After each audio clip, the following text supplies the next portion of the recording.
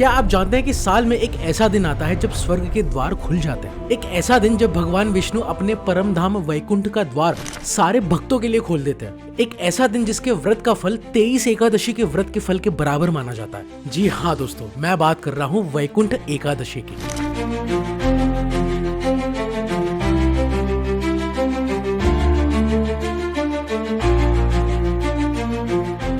नमस्कार दोस्तों, आज के इस स्पेशल एपिसोड में हम जानेंगे वैकुंठ एकादशी से रिलेटेड सब कुछ, इसका इतिहास, इसकी महिमा, इसके रहस्य और इससे जुड़ी सारी अद्भुत कथाएं। तो वीडियो को लाइक करो, शेयर करो और सब्सक्राइब के बटन को दबा दो, क्योंकि ये वीडियो आपके लिए बहुत यूजफुल है, जो आपके नॉलेज को बहुत ज्यादा बढ़ा सकती है। सो दोस्तों, सबसे पहले समझते हैं वैकुंठ एकादशी होती क्या है। वैकुंठ एकादशी को मोक्षदा एकादशी और मुक्कोटी एकादशी के नाम से भी जाना जाता है। ये हिंदू कैलेंडर के अनुसार मार्गशीर्ष या धनु मास के शुक्ल पक्ष की एकादशी को मनाई जाती है और इंग्लिश कैलेंडर के अनुसार ये 16 दिसंबर से 13 जनवरी के बीच में आती है। साल 2025 में ये 30 दिसंबर को मनाई जाएगी। दोस्तों, इससे पहले कि मैं इस वीडियो में आगे बढ़ूं, मैं आपसे कुछ कहना चाहता हूं। इस वीडियो को आप तक लाने में श्री मंदिर ने सपोर्ट किया है, जो कि इंडिया का सबसे ट्रस्टेड डिवोशनल ऐप है। इसे करोड़ों डेवोटीज, करोड़ों भक्त रोज यूज करते हैं। श्री मंदिर आपको ऑथेंटिक धार्मिक नॉलेज, इवेंट अपडेट्स और एक्सपर्ट पंडितों द्वारा भारत के प्रसिद्ध मंदिरों से वेरीफाइड पूजा सेवा ऑफर करता है। आप चाहे तो वैकुंठ एकादशी के महत्वपूर्ण दिन पर पूजा करवाना चाहते हो या 2026 के किसी रेमेडी को समझना चाहते हो, श्री मंदिर इज ऑलवेज अवेलेबल। अगर आप किसी मंदिर में नहीं जा पा रहे हो और वहाँ पे पूजा करवाना चाहते हो, तो श्री मंदिर के ऐप को अभी डाउनलोड करो और फायदा उठाओ। अब हम वापस लौटते हैं टॉपिक पे। स्टार्ट करते हैं वैकुंठ एकादशी के महत्व से। ये वैष्णव समुदाय का सबसे महत्वपूर्ण और पवित्र त्योहार है। इस दिन भगवान विष्णु के परम धाम वैकुंठ का द्वार खुल जाता है। ऐसा माना जाता है कि जो इस दिन व्रत को रखता है वो वैकुंठ द्वार से गुजरता है और सीधा मोक्ष को प्राप्त हो जाता है। शास्त्रों में कहा गया है कि इस एक एकादशी के व्रत का फल बाकी 23 एकादशी के व्रत के फलों के बराबर होता है। लेकिन क्यों है इतना खास? दोस्तों, ये सिर्फ एक त्योहार नहीं है, ये एक धार्मिक अवसर है। इस दिन तीनों लोकों के सभी देवता वैकुंठ में एकत्रित होते हैं, इसीलिए इसे मुक्कोटी एकादशी कहते हैं। मुक्कोटी मतलब 3 करोड़ देवता। समुद्र मंथन से अमृत की प्राप्ति भी इसी दिन हुई थी। महान संत नम्मालवार ने भी इसी दिन वैकुंठ की प्राप्ति की थी।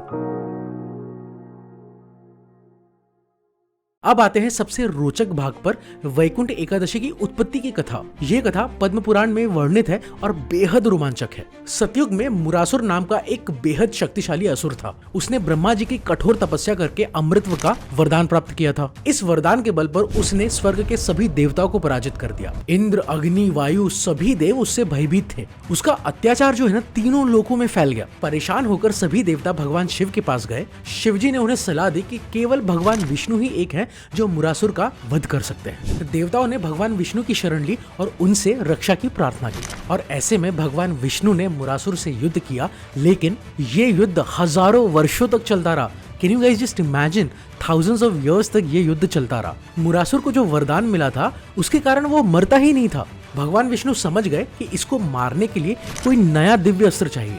तब भगवान विष्णु बद्रिकाश्रम के पास सिंहवती गुफा में चले गए। तब उन्होंने योग निद्रा में प्रवेश किया और मुरासुर भी उनके पीछे पीछे उस गुफा में आ गया और सोते हुए भगवान विष्णु पर हमला करने लगा। और तब हुआ चमत्कार। भगवान विष्णु के शरीर से एक दिव्य शक्ति प्रकट हुई।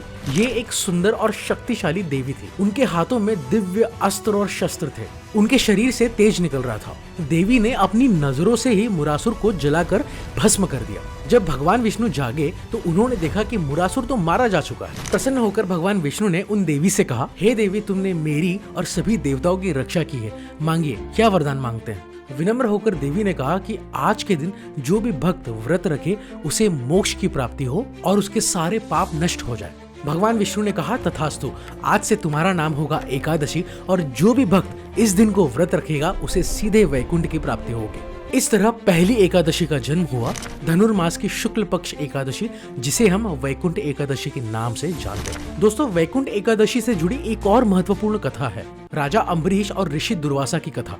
ये कथा हमें एकादशी के व्रत को समझाती है। अयोध्या के राजा अम्बरीश भगवान विष्णु के परम भक्त थे। वे हमेशा एकादशी का व्रत रखते थे और कभी इसमें चूक नहीं करते थे। एक बार जब राजा 3 दिन के व्रत के बाद पारणा करने वाले थे, तभी ऋषि दुर्वासा उनके गांव में पधारते हैं। राजा ने ऋषि दुर्वासा का स्वागत किया और उन्हें भोजन के लिए आमंत्रित किया।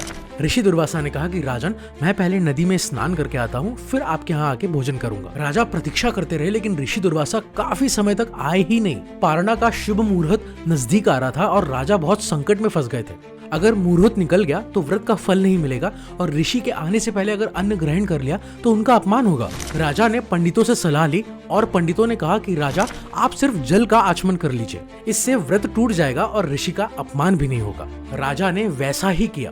जब दुर्वासा ऋषि स्नान करके लौटे तो उन्हें पता चला कि राजा ने जल का आचमन कर लिया है। वो बहुत क्रोधित हो गए और बोले, तुमने मेरे आने से पहले जल का आचमन कर लिया, ये मेरा अपमान है। क्रोध ने उन्होंने अपने जटा से एक बाल निकाला और राजा पर फेंक दिया। वो बाल एक राक्षस बन गया और राजा को मारने के लिए दौड़ा, लेकिन तभी भगवान विष्णु का सुदर्शन चक्र आया और उस राक्षस को जलाकर खाक कर दिया। फिर वही सुदर्शन चक्र ऋषि दुर्वासा को मारने के लिए दौड़ा। भयभीत दुर्वासा भागते हुए ब्रह्मा जी, शिव जी सबके पास गए, लेकिन किसी ने उन्हें शरण नहीं दी। अंत में वे भगवान विष्णु के पास पहुंचे। तब भगवान विष्णु ने कहा, हे ऋषि, मैं अपने भक्तों के अधीन हूँ, मैं उनका अपमान होते हुए नहीं देख सकता। आप राजा अम्बरीश से ही माफी मांगिए। और इसके बाद ऋषि दुर्वासा ने राजा अम्बरीश से क्षमा मांगी। राजा ने विनम्रता से ऋषि को माफ कर दिया और सुदर्शन चक्र वापस भगवान विष्णु के पास चला गया। अब इस कथा से सीख क्या मिलती है? एकादशी का व्रत सर्वोपरि है। भक्ति में विनम्रता होनी चाहिए और भगवान अपने भक्तों की रक्षा जरूर करते हैं, चाहे कुछ भी हो जाए।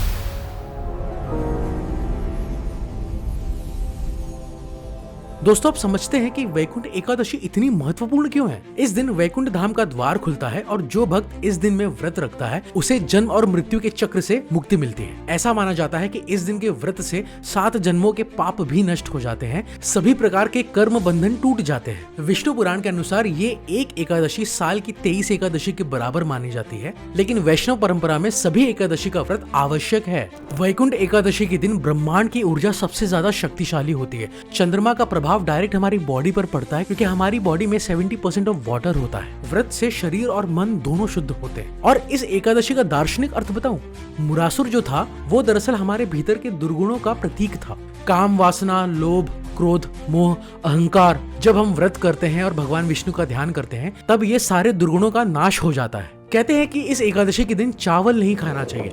चावल खाने पर निषेध इसीलिए है क्योंकि चावल खाने से शरीर भारी हो जाता है और रात भर जागरण करना मुश्किल हो जाता है, मन शुद्ध नहीं रहता। इस एकादशी का महत्व पितरों के लिए भी माना जाता है। दोस्तों, जब वैकुंठ के द्वार खुलते हैं तो ये समय पितरों को मोक्ष दिलाने के लिए भी सबसे उचित माना जाता है। श्री मंदिर के माध्यम से आप अपने पितरों के लिए विशेष पूजा करवा सकते हैं। अब बात करते हैं पितृ पूजा और तर्पण किन किन स्थलों पर की जाती है। श्री रंगपट्टनम क्षेत्र मुख्य रूप से माना जाता है, जहाँ भगवान विष्णु की उपस्थिति मानी जाती है। गोकर्ण पवित्र तीर्थ स्थल, रामेश्वरम मोक्ष प्रदान करने वाला स्थान, गया विष्णु की नगरी कही जाती है, पितृ तर्पण का सर्वश्रेष्ठ स्थान है। ये पूजा आपके पूर्वजों की आत्मा को शांति देगी और उन्हें मोक्ष की तरफ ले जाएगी।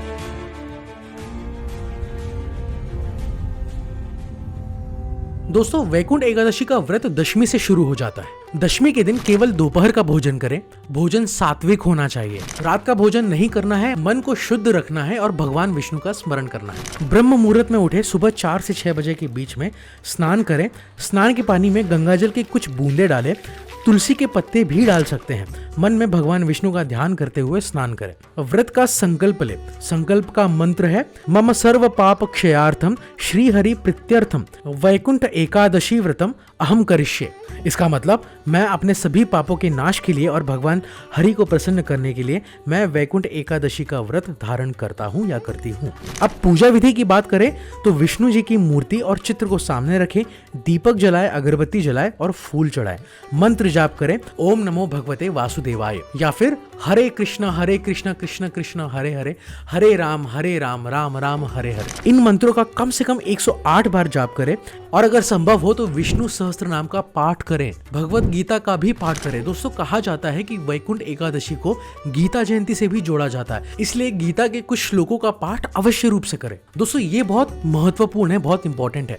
वैकुंठ एकादशी के दिन क्या नहीं खाना है, इनकी सूची जानते हैं। अनाज को इग्नोर इग्नोर करें चावल, गेहूं, बाजरा, जौ, सभी प्रकार के अनाज।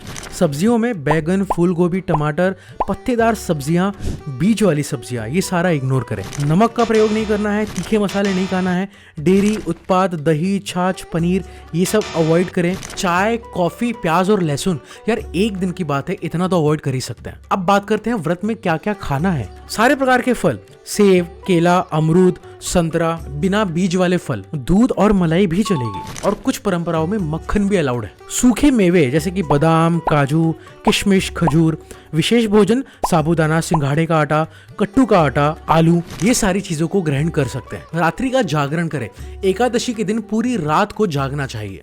भजन कीर्तन करें, कथा पुराण सुने, मंदिर में भगवान विष्णु के दर्शन करें, विशेष रूप से सुबह 4 बजे के आसपास। अब व्रत को तोड़ना कैसे है ये जानते हैं। अगले दिन सूर्योदय के बाद व्रत को तोड़ें। द्वादशी तिथि में पारणा करना आवश्यक है। पहले भगवान विष्णु को प्रसाद चढ़ाएं, फिर सात्विक भोजन करें, गरीबों को दान दें। अब बात करते हैं कुछ ऐसे मंदिरों की जहां प्रमुख रूप से वैकुंठ एकादशी मनाई जाती है। श्री रंगनाथ स्वामी मंदिर, श्रीरंगम, तमिलनाडु। दोस्तों, ये वैकुंठ एकादशी का सबसे महत्वपूर्ण मंदिर है। अब यहाँ की विशेषता क्या है, इनकी बात करते हैं। यहाँ 20 दिन का भव्य उत्सव होता है। पगल पटु और ईरा पटु, यानी कि दिन के 10 दिन और रात के 10 दिन भगवान रंगनाथ को मोतियों के कवच में सजाया जाता है, और 10वें दिन भगवान मोहिनी रूप में दर्शन देते हैं। वैकुंठ एकादशी के दिन उत्तरी द्वार खोला जाता है। इसे परमपद वासल या स्वर्ग वासल कहते हैं। साल में केवल इसी दिन ये एक द्वार खुलता है। मान्यता है कि इस द्वार से गुजरने पर वैकुंठ की प्राप्ति होती है। भगवान को हीरे और रत्नों के कवच में सजाकर इस द्वार से निकाला जाता है। हजारों भक्त इस द्वार से गुजरने के लिए घंटों लाइन में खड़े रहते हैं। दूसरा सबसे महत्वपूर्ण मंदिर है तिरुपति। यहाँ इसे मुक्कोटी एकादशी के नाम से जाना जाता है। विशेष वैकुंठ द्वारम होता है जो गर्भगृह के चारों ओर होता है। केवल इसी दिन ये द्वार खुलता है। अखंड संकल्पम, लगातार वैदिक मंत्रों का पाठ होता है बिना रुके। एकांत सेवा होती है, अभिषेक होता है। इस दिन लाखों भक्त तिरुपति आते हैं। विशेष दर्शन की व्यवस्था होती है। इसके लिए आपको पहले से बुकिंग करनी पड़ती है। तीसरा है पद्मनाभम स्वामी मंदिर, तिरुवनंतपुरम, केरल। यहाँ इसे स्वर्गवातिल एकादशी कहते हैं। विशेष पूजा और अनुष्ठान यहाँ भी होता है। भगवान पद्मनाभ का विशेष अलंकरण होता है और सांस्कृतिक कार्यक्रम भी होते हैं। चौथा है श्री वेंकटेश्वर मंदिर, तेलंगाना। 10 अवतार दर्शन, भगवान विष्णु के 10 अवतारों में दर्शन होते हैं। मत्स्य, कुर्म, वराह, नरसिंह, वामन, परशुराम, राम, कृष्ण, बुद्ध, कल्कि। गोदावरी नदी में नौका उत्सव होता है। उत्तर द्वार दर्शन होते हैं। 20 दिन का उत्सव होता है। अब अन्य महत्वपूर्ण मंदिर की बात करें तो मन्नारगुडी राजगोपाल स्वामी मंदिर, तमिलनाडु। गुब्बी महालक्ष्मी मंदिर, कर्नाटक। रंगजी मंदिर, वृंदावन, उत्तर प्रदेश। इस्कॉन मंदिर विश्व भर में। दोस्तों, वैकुंठ एकादशी दक्षिण भारत में ज्यादा प्रसिद्ध है, लेकिन उत्तर भारत में भी इसे मनाया जाता है। विशेषकर इस्कॉन मंदिरों में, वैष्णव मंदिरों में और घरों में, मंदिरों में भी पूजा होती है। वैकुंठ एकादशी व्रत के क्या क्या लाभ हैं ये बताता हूँ। पहले बात करते हैं आध्यात्मिक लाभ के बारे में। मोक्ष की प्राप्ति होती है, जन्म मृत्यु के चक्र से मुक्ति मिलती है, वैकुंठ धाम की प्राप्ति होती है, भगवान विष्णु की खास कृपा होती है, पापों का नाश होता है। शास्त्रों के अनुसार 7 जन्मों के पाप नष्ट होते हैं, नकारात्मक कर्मों का प्रभाव कम होता है, ऊर्जा की शक्ति होती है, आत्मा की शुद्धि होती है, भक्ति का विकास और मानसिक शांति भी मिलती है। अब बात करते हैं शारीरिक लाभ के बारे में। दोस्तों, विज्ञान भी उपवास के फायदों को मानता है। शरीर का डिटॉक्सिफिकेशन होता है, शरीर से विषैले तत्व बाहर निकलते हैं, पाचन तंत्र को आराम मिलता है, यूरिक एसिड की मात्रा कम होती है, पाचन क्रिया सुधरती है, गैस, कब्ज जैसी समस्याएं दूर होती हैं, आंतों की सफाई होती है, शरीर में सूजन की कमी होती है, मधुमेह, हृदय रोग का खतरा कम होता है, गांठिया जैसी बीमारियों से राहत मिलती है, और खासकर चंद्रमा का प्रभाव होता है। दोस्तों, क्या आप जानते हैं हमारे शरीर में अप्रॉक्स 70% पानी है। पूर्णिमा के दिन चंद्रमा समुद्र की लहरें पैदा करता है, वैसे ही हमारे शरीर के पानी पर भी प्रभाव पड़ता है। एकादशी पूर्णिमा के 3 दिन पहले आती है। इस समय उपवास करने से शरीर में संतुलन बनता है। अब बात करते हैं मानसिक और भावनात्मक लाभ पे। आत्मनियंत्रण होता है, एकाग्रता होती है, मन में स्थिरता होती है, ध्यान लगने में मदद मिलती है, बुद्धि तीक्ष्ण होती है, भावनात्मक संतुलन मिलता है, क्रोध पर नियंत्रण होता है, सकारात्मक सोच बढ़ती है, शक्ति और धैर्य का विकास होता है। दोस्तों, वैकुंठ एकादशी जैसे पवित्र अवसर पर हम भी चाहते हैं कि हमारी पूजा भगवान विष्णु तक पहुंचे, लेकिन हर किसी के लिए मंदिर जाना संभव नहीं होता। इसलिए अपने व्रत को और भी शुद्ध और सफल बनाने के लिए श्री मंदिर के ऐप का जरूर इस्तेमाल करें। श्री मंदिर पर उपलब्ध विशेष एकादशी पूजाओं के बारे में बात करते हैं। महालक्ष्मी तुलसी अर्चना एवं श्री सूक्त महायज्ञ। 1,08,000 तुलसी अर्चना। भगवान विष्णु की प्रिय तुलसी से विशेष पूजा की जाती है। 11 किलो घी से श्री सूक्त महायज्ञ धन धान्य और समृद्धि के लिए होता है। स्थान कोल्हापुर महालक्ष्मी शक्तिपीठ मुख्य तरह से जाना जाता है। उद्देश्य आर्थिक संकटों से मुक्ति और 2026 में धन की प्रचुरता। पितृ पूजा एवं तर्पण विशेष संयोजन, वैकुंठ के द्वार खुलते हैं और यह समय पितरों को मोक्ष दिलाने के लिए अत्यंत शुभ है। स्थान की बात करें तो श्री रंगपट्टनम क्षेत्र, भगवान विष्णु की विशेष उपस्थिति। गोकर्ण पवित्र तीर्थ स्थल, रामेश्वरम मोक्ष प्रदान करने वाला स्थान। गया विष्णु की नगरी के नाम से जाना जाता है। पितृ तर्पण का सर्वश्रेष्ठ स्थान। उद्देश्य पितरों की आत्मा की शांति और मोक्ष की प्राप्ति। तीसरा, द्वादशाक्षरी महामंत्र जप। 1,25,000 द्वादशाक्षरी मंत्र जप। ओम नमो भगवते वासुदेवाय। 21 ब्राह्मणों द्वारा संपन्न। स्थान दीर्घ विष्णु मंदिर। उद्देश्य समृद्धि, शांति और दिव्य सुरक्षा का आशीर्वाद। श्री मंदिर की विशेषताएं पता है आपको? अपने नाम और गोत्र से ऑनलाइन पूजा बुकिंग होती है। पूजा का वीडियो प्रूफ मिलता है, प्रमाण मिलता है और प्रसाद सीधे आपके घर पर आता है। विशेषज्ञ पंडितों द्वारा विधि विधान से पूजा की जाती है। भगवान के सभी प्रसिद्ध मंदिरों में वेरीफाइड पूजा सेवा होती है। तो अगर आप सब चाहते हैं कि इस वैकुंठ एकादशी पर भगवान विष्णु का प्रसाद और आशीर्वाद दोनों आपके घर तक पहुंचे, अभी श्री मंदिर के ऐप को डाउनलोड करें, अपनी वैकुंठ एकादशी की पूजा को बुक करें और इस पवित्र दिन को अपने जीवन का सबसे शुभ अनुभव बनाएं। लिंक आपको नीचे डिस्क्रिप्शन में या कमेंट सेक्शन में मिल जाएगा। बुकिंग शुरू कर दीजिए, अवसर बहुत पवित्र है। तो दोस्तों, आज हमने जाना वैकुंठ एकादशी क्या है, इसकी उत्पत्ति की कथा, मुरासुर की क्या कहानी है, राजा अम्बरीश की प्रेरक कथा, क्यों है ये एकादशी इतनी महत्वपूर्ण, वैकुंठ एकादशी का व्रत कैसे करें, किन मंदिरों में ये विशेष रूप से मनाया जाता है, व्रत के आध्यात्मिक और शारीरिक लाभ और भी बहुत कुछ। दोस्तों, वैकुंठ एकादशी सिर्फ एक धार्मिक अवसर नहीं है, ये आत्मा की शुद्धि का अवसर है, आध्यात्मिक उन्नति का माध्यम है, मन और शरीर को स्वस्थ रखने का विज्ञान है, भगवान से जुड़ने का सुनहरा मौका है। याद रखो, व्रत का मतलब सिर्फ भूखे रहना नहीं, मन को शुद्ध करना, इंद्रियों को कंट्रोल करना, इंद्रियों का शुद्धिकरण ही इस व्रत का मेन उद्देश्य है। अगर इस वीडियो से आपको बहुत इंपॉर्टेंट जानकारी मिली हो और आपको प्रेरणा मिली हो वैकुंठ एकादशी का व्रत करने के लिए, तो वीडियो को अभी लाइक करो, सबसे पहले शेयर करो उन सभी लोगों के साथ जो एकादशी का व्रत रखना चाहते हैं, और स्पेशली हमारे चैनल को सब्सक्राइब करिए क्योंकि हम ऐसे वीडियो रोज लाते रहते हैं। मिलते हैं नेक्स्ट वीडियो में। श्री हरि।